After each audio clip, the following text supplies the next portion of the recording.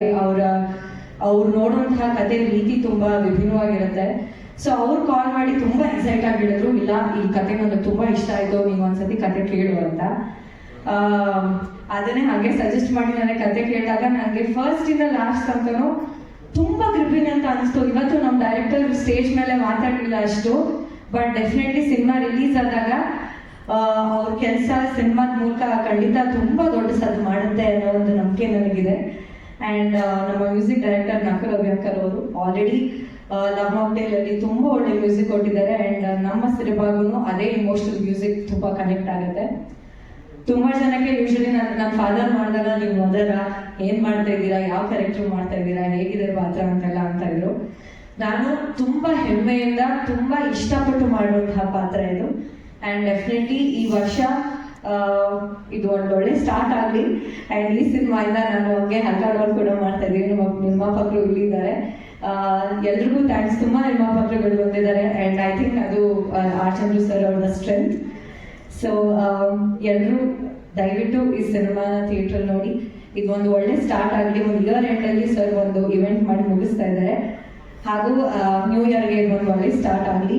ನಿಮ್ಗೆಲ್ರಿಗೂ happy new year. Father ನೋಡಿ ಎಲ್ಲರೂ ಆಶೀರ್ವದಿಸಿ. Thank you so much. ಅವ್ರಿಗೆ ಪೋಸ್ಟರ್ ನೋಡಿದಾಗ ನನಗಂತೂ ತುಂಬಾ ಖುಷಿ ಆಯ್ತು. ಯಾಕಂತ ಹೇಳಿದ್ರೆ ಕತ್ತಲ್ ತಾಳಿ ಇತ್ತು, ಕೃಷ್ಣ ಅವ್ರನ್ನ ಇಲ್ಲಿ ನೀವು ಅರ್ಧದಲ್ಲಿ ಬಿಟ್ಟು ಹೋಗಿಲ್ಲ ಅನ್ನೋದೊಂದು ಸಮಾಧಾನ ನಮಗೆ.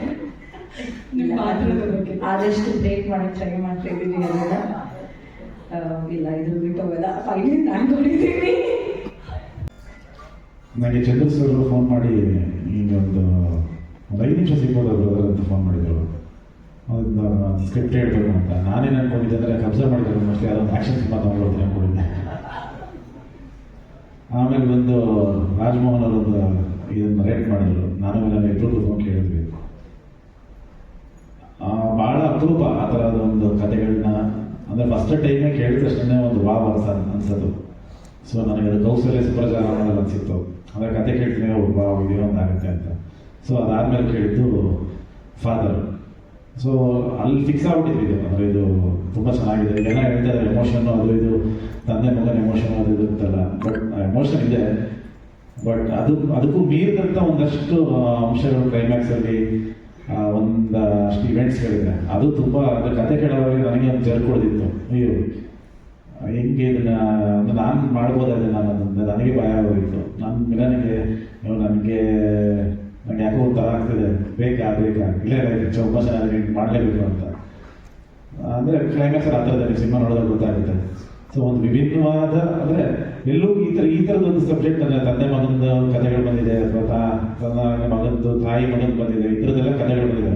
ಬಟ್ ಇಲ್ಲಿ ನಡೆಯುವಂಥ ಒಂದು ಇನ್ಸಿಡೆಂಟ್ ಏನಿದೆಯಲ್ಲ, ಇದು ಬಹುಶಃ ನಾನೆಲ್ಲೂ ನೋಡಿಲ್ಲ ಅಥವಾ ಇಲ್ಲಿ ಕೇಳಿಲ್ಲ. ಆ ಥರದೊಂದು ಬೇಸರ ಮಾಡಿರೋದು ಒಂದು ಕತೆ.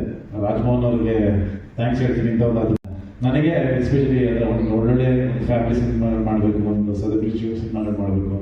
ನಮ್ಗೆ ಹೇಗೆ ಅಂದರೆ ಅಣ್ಣವ್ರು ಏನು ಮಾಡ್ತಾರೆ ಆ ಥರ ಸ್ಪೀಚರ್ ಮಾಡಬೇಕಪ್ಪ ಅಂದ್ರೆ ಒಂದು ಭಾಳ ಅಪರೂಪ. ಸೊ ಆ ಥರದ ಒಂದು ಅಪರೂಪದ ಒಂದು ಕತೆ ಫಾದರ್. ಆ್ಯಂಡ್ ಡೆಫಿನೆಟ್ಲಿ ಸಿನಿಮಾ ಅಂದರೆ ಈ ಸಿನಿಮಾ ಹಿಟ್ಟಾಗುತ್ತೆ, ಹೆಂಗಾಗುತ್ತೆ ಹೇಗೆ ಅಂತ ಹೇಳೋದ್ರಿಂದ ಬಹಳ ವರ್ಷಗಳ ಕಾಲ ಮನಸ್ಸಲ್ಲಿ ಉಳಿಯುವಂಥ ಚಿತ್ರ ಫಾದರ್ ಆಗುತ್ತೆ ಅಂತ ಹೇಳಿ ಇಷ್ಟ. Thank you.